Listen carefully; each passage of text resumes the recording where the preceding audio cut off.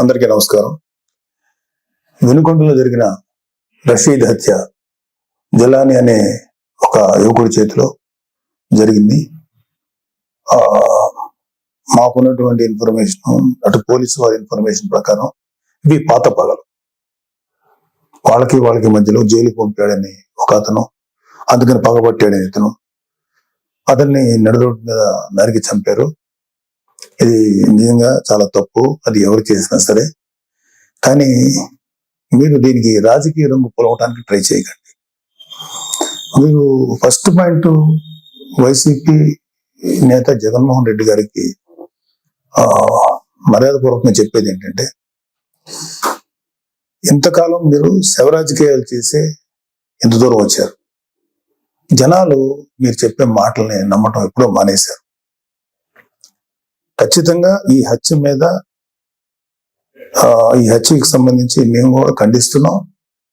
ఖచ్చితంగా ఎలాంటి వ్యక్తులైనా సరే, ఈ వెనకాల ఉన్న వాళ్ళు ఎవరినైనా సరే పట్టుకొని కోర్టుకు తీసుకెళ్లి శిక్షించాలని మేము కోరుకుంటున్నాం. అయితే ఇంకొక విషయం ఏంటంటే, గంజాయి ఇన్ఫ్లుయెన్స్ తో కూడా ఉండుంటది ఎవడైతే చంపాడు అని కూడా బయట ఉంది. సో ఇలాంటివన్నీ రకరకాల వెర్షన్స్ వస్తున్నాయి. సో మీరు అర్జెంటుగా వినుకొండ వచ్చి ఆ చనిపోయిన కుర్రవాడికి ఒక పార్టీ నాయకుడుగా మీ సానుభూతి తెలపడం అనేది మాకు ఎటువంటి అబ్జెక్షన్ లేదు, మంచిది కూడా తెలుపుతాం. కాకపోతే మీరు దాన్ని రాజకీయ రంగు పోలిని ఇంకా గట్టిగా నెల 10 రోజులు కూడా కాకుండానే, ప్రభుత్వం ఏర్పాటు అవ్వకుండానే మీరు రకరకాల విమర్శలు చేసి అక్కడికి వెళ్ళి జగన్ అన్న పథకాలు, జగన్ మామ, ఇంకా ఎంతకాలం మీరు ఇలాంటి మాటలు మాట్లాడతారు? అధికారం ఉన్నప్పుడు నటించారు, అధికారం పోయినప్పుడు నటిస్తున్నారు. నటనల మీద పరిపాలన సాగదు. ఈ విషయం ఇప్పటికే మీకు అర్థమై ఉండాలి, మీ వైసీపీ నాయకులు కూడా అర్థమై ఉండాలి. ఎంతకాలం ఇంకా నటిస్తారు మీరు? ఓపెన్ గా ఉండండి. 2019లో మీకు అద్భుతమైనటువంటి తీర్పు ఇచ్చారు ప్రజలు మీకోసం. దాన్ని మీరు అత్యంత దారుణంగా, దుర్మార్గంగా ఉపయోగించుకొని ప్రజల నెత్తి మీద కాలు పెట్టి తొక్కారు. ప్రజల్ని హింసించి వదిలేరు మీరు. మీ పరిపాలనలో సామాన్యులు సైతం భయపడ్డారు. ప్రజల కోసం నిలబడిన కొంతమంది నాయకులు, కొంతమంది కార్యకర్తలు తప్ప ప్రతి ఒక్కరు భయపడ్డారు. ప్రతి వాళ్ళు భయపడ్డారు. మీరు ఇప్పుడు వచ్చేసేసి ఏదో అన్యాయం జరిగిపోయింది, డెఫినెట్ గా ఇది తప్పే, దీన్ని నేను ఖండిస్తున్నాం. కానీ దీనికి రాజకీయ రంగు భూమి, ఈ శవ రాజకీయాలు చేయకండి. కూటమి ప్రభుత్వం పరిపాలనా పరంగా ఏదన్నా ఉంటే విమర్శించండి. ఇంకా నెల కూడా కాకపోయినా సరే అది చేయలేదు, ఇది చేయలేదు అన్నారు. ఓకే, అది ఎలా చేయాలో మాకు తెలుసు. కూటమి ప్రభుత్వానికి చేసి చూపిస్తాం. మీకన్నా అద్భుతమైన పరిపాలన ప్రజలకు వస్తుంది. మీరు అద్భుతమైన పరిపాలన మీరు చెప్పుకున్నారు. అంతకన్నా దుర్మార్గ పరిపాలన భారతదేశ రాజకీయ చరిత్రలో ఏ రాష్ట్రం జరగల, ఓన్లీ ఆంధ్రప్రదేశ్లో జరిగింది. అలాంటి దుర్మార్గమైన పరిపాలన మీరు అందించారు. అంటే కొన్ని కోట్ల రూపాయలు, వేల కోట్లు, లక్షల కోట్ల రూపాయలు ప్రభుత్వానికి, ఖజానాకి గండి కొట్టి, నెక్స్ట్ అసలు అంటే ప్రభుత్వాన్ని సర్వనాశనం చేసి, ఒక గవర్నెన్స్ ఏ విధంగా కొనసాగనివ్వకుండా నాశనం చేసి, మీ పరిపాలనలో లక్షల కోట్ల అవినీతి జరిగితే దాని గురించి మీరు ఎప్పుడు మాట్లాడలేదు. అంటే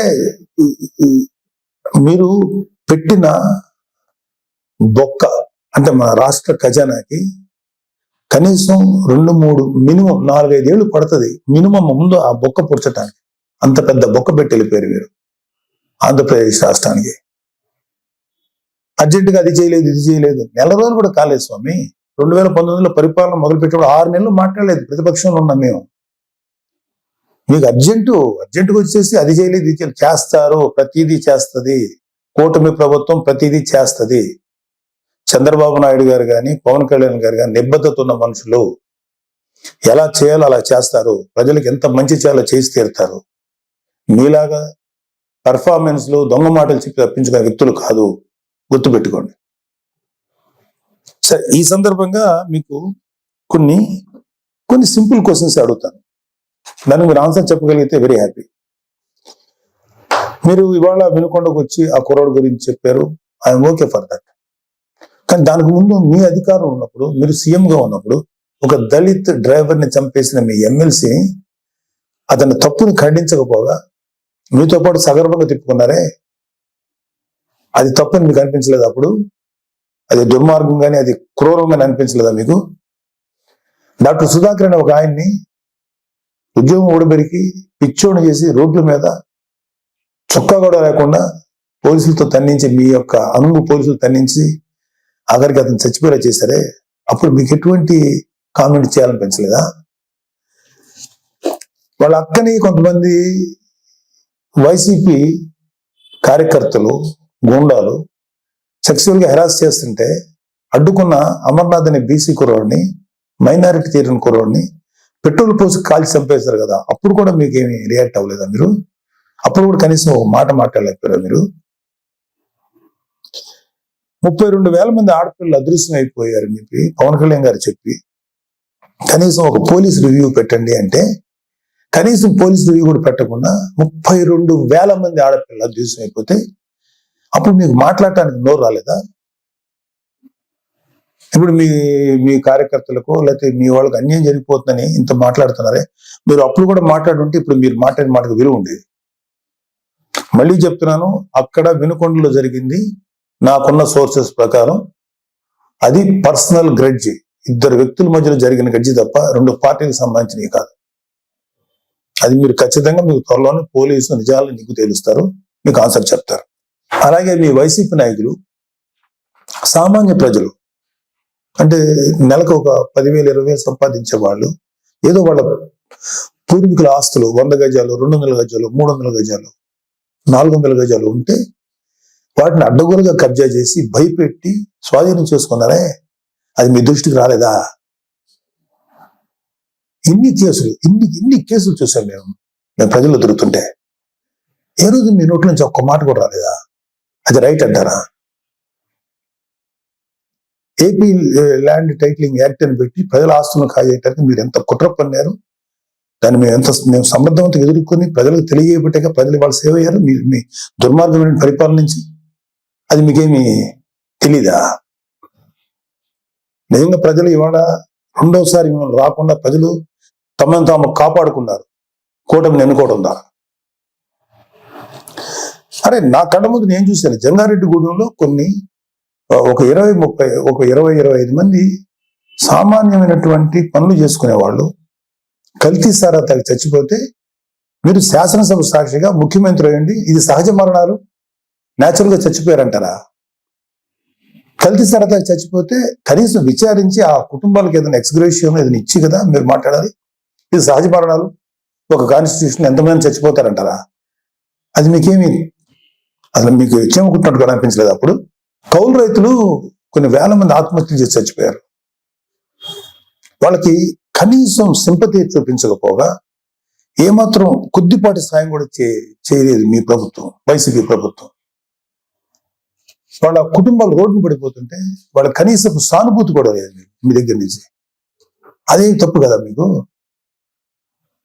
వాళ్ళ పిల్లలు రోడ్లు పడిపోయి నాశనం అయిపోతుంటే అదే రైతులు భరోసా, రైతులకు మీరు ఇచ్చేటువంటి ఇదే. ఒకసారి వెళ్ళి చూడండి, ఆంధ్రప్రదేశ్కి ఒక రైతును అడగండి వైసీపీ ప్రభుత్వం మీకేం చేసిందో. మాకన్నా కూడా మీ వైసీపీ పార్టీకి మాడు పగిలిపోయే ఆన్సర్స్ వాళ్ళే చెప్తారు. నేను చాలా తక్కువ చెప్తున్నాను. ఇంకా వర్షాలకి పంటలు పాడైపోయినాయండి, మాకేంటి దారి అని చెప్పి మీ వైసీపీ ఎమ్మెల్యేని అడిగితే రైతులు ఎరిపప్పులు అనేంత చులకనగా మాట్లాడితే అరే తప్పురా బాబు ఇట్లా అనకూడదని అని చెప్పాల్సిన బుద్ధి చెప్పాల్సిన ఆ బాధ్యత లేదా మీకు? అప్పుడు మీరేం మాట్లాడలేదా? ఏమంటే మీ పరిపాలనలో గంజాయి డ్రగ్స్ విచ్చలవిడిగా అమ్ముడైనయే, విచ్చలవిడిగా జనాల్లో చలామణియే, బ్లేడ్ బ్యాచ్లు దుర్మార్గ మనుషులు తయారయ్యారే, ఎంతో మంది జీవితాలను పొట్టను పెట్టుకున్నారే.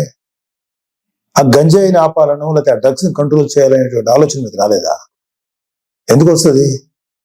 మీ ఎమ్మెల్యేలు మీ కార్యకర్తలు ఎవరైతే ఉన్నారో ఇలాంటి పనులు చేసి వాళ్ళు అడ్వాంటేజ్ పొందుతున్నారు కాబట్టి మీరు కూడా ఏం మాట్లాడలేదు. ప్రజల పక్షాన్ని నిలబడి పోరాడుతున్న పవన్ కళ్యాణ్ గారు, చంద్రబాబు నాయుడు గారు ఇలాంటి నాయకుల్ని మీరు వాళ్ళ విధి విధానాలను విమర్శించకుండా వాళ్ళ వ్యక్తిగతమైన జీవితాల్లోకి పోయి వాళ్ళ కుటుంబాన్ని రోడ్డుకి ఇచ్చాలని ట్రై చేసి వాళ్ళ ఫ్యామిలీస్ మీద మాట్లాడినప్పుడు మీకు కనీసం చేకుంటున్నట్టు అనిపించలేదా? ఇదే మీరు చేసిన నిర్వాహకం. ఇప్పుడు వచ్చేసి మహానుభావులాగా ఒక మెస్సాయిలాగా వచ్చి మాట్లాడుతున్నారా మీరు కానీ మీ నాయకులు ఎవరైనా సరే? ఎప్పుడు తెలుసుకుంటారు మీరు? ఇప్పటికైనా తెలుసుకోండి. ఇప్పటికైనా తెలుసుకొని చేసిన తప్పుల్ని మీరు సరిదిద్దుకోండి. అసలు ఇప్పుడు అర్జెంటుగా ఇప్పుడు సెంట్రల్ గవర్నమెంట్ ఢిల్లీకి వెళ్ళిపోయి ధర్నా చేసేసి రాష్ట్రపతి పాలన పెట్టమంటారా? ఏమన్నా కొంచెం మీకు ఆలోచన ఉందా? మీకు సలహాలు ఇచ్చే వాళ్ళు ఎవరో ఇంకా తెలియట్లేదు మాకు.